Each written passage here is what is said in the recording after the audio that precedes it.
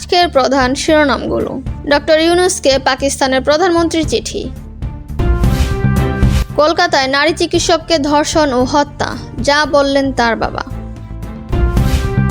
মির্জা ফখরুলের সঙ্গে ইউএর ভারপ্রাপ্ত রাষ্ট্রদূতের বৈঠক। স্টেডিয়ামের উপদেষ্টা আসিফের সঙ্গে তামিমের কী কথা হলো। এতক্ষণ শুনলেন সংবাদ শিরোনাম, এবার বিস্তারিত। ডক্টর ইউনূসকে পাকিস্তানের প্রধানমন্ত্রীর চিঠি। বাংলাদেশের অভ্যন্তরীণকালীন সরকারের প্রধান উপদেষ্টা অধ্যাপক মোহাম্মদ ইউনূসকে চিঠি দিয়েছেন পাকিস্তানের প্রধানমন্ত্রী শাহবাজ শরীফ। তিনি ইউনূসের সঙ্গে দ্বিপক্ষীয় ও বহুপাক্ষিক উভয় ক্ষেত্রে পারস্পরিক স্বার্থ সংশ্লিষ্ট সব বিষয়ে ঘনিষ্ঠভাবে কাজ করার অপেক্ষায় রয়েছেন বলে জানিয়েছেন।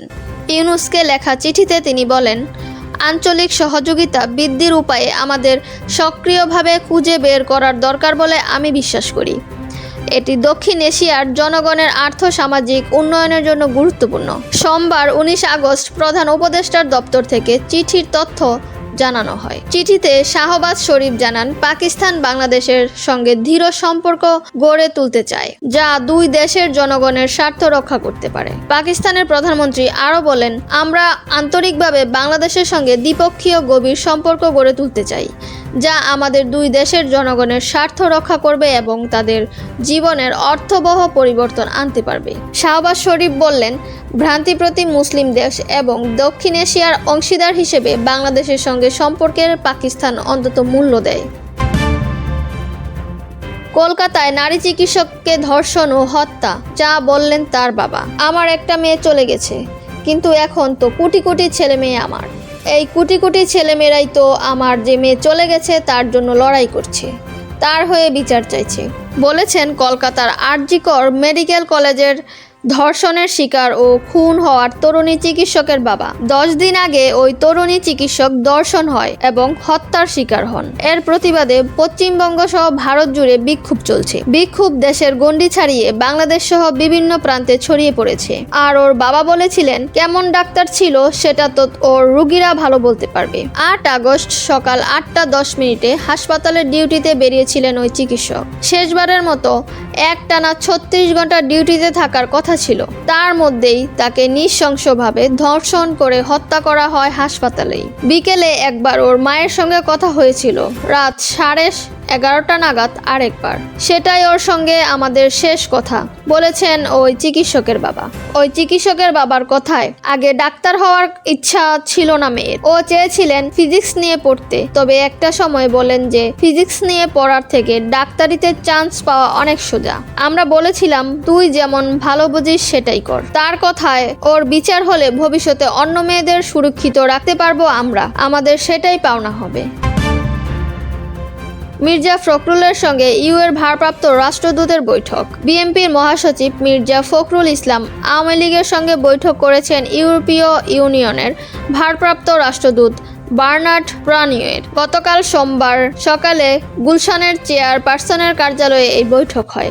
ঘণ্টাব্যাপী বৈঠকে দেশের সার্বিক পরিস্থিতি, অর্থনৈতিক অবস্থা, আগামী নির্বাচন, দেশ থেকে পাচারকৃত অর্থ ফিরিয়ে আনা প্রভৃতি বিষয় নিয়ে আলোচনা হয়েছে। বৈঠকে বিএনপির মহাসচিবের সঙ্গে দলীয় স্থানীয় কমিটির সদস্য আমির খসরু মাহমুদ চৌধুরী ও সংগঠিত সম্পাদক শ্যামা ওবায়েদ উপস্থিত ছিলেন। বৈঠকের পর স্থানীয় কমিটির সদস্য আমির খসরু বলেন, ছাত্র জনতার আন্দোলনে পট পরিবর্তনের পরে গণতন্ত্র, রাজনীতি ও অর্থনীতি সবকিছু মিলিয়ে আগামী দিনের বাংলাদেশের কোথায় যাচ্ছে, আগামী দিনের বাংলাদেশ কোথায় যাচ্ছে, এসব বিষয় নিয়ে আলোচনা হয়েছে। ইউরোপীয় ইউনিয়ন কিভাবে বাংলাদেশকে সমর্থন দিতে পারবে, সহযোগিতা করতে পারবে এবং সহযোগিতা করতে পারে, তার পক্ষ থেকে কোথায় কোথায় সমর্থন দিলে বাংলাদেশ থেকে কোথায় কোথায় সমর্থন দিলে আমাদের দেশ যে একটা গর্তের মধ্যে পড়েছে সেখান থেকে দেশটাকে তুলে আনা যাবে, এসব বিষয় নিয়ে আলোচনা হয়েছে। স্টেডিয়ামের উপদেষ্টা আসিফের সঙ্গে তামিমের কী কথা হলো। আন্তর্জাতিক ক্রিকেটে তামিম ইকবালের ভবিষ্যৎ এখনও সুস্পষ্ট নয়।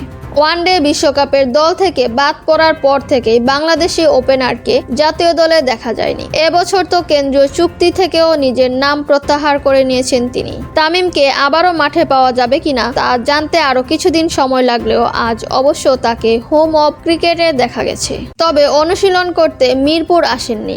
অন্তর্বর্তীকালীন সরকারের যুব ও ক্রীড়া উপদেষ্টা আসিফ মোহাম্মদ সজীব ভুঁইয়া বিসিবিতে আসবেন বলে তার সঙ্গে দেখা করতে আসেন বাহাহিদ ওপেনার। উপদেষ্টাকে পরে পুরো শেরে বাংলা স্টেডিয়াম ঘুরে দেখান তিনি।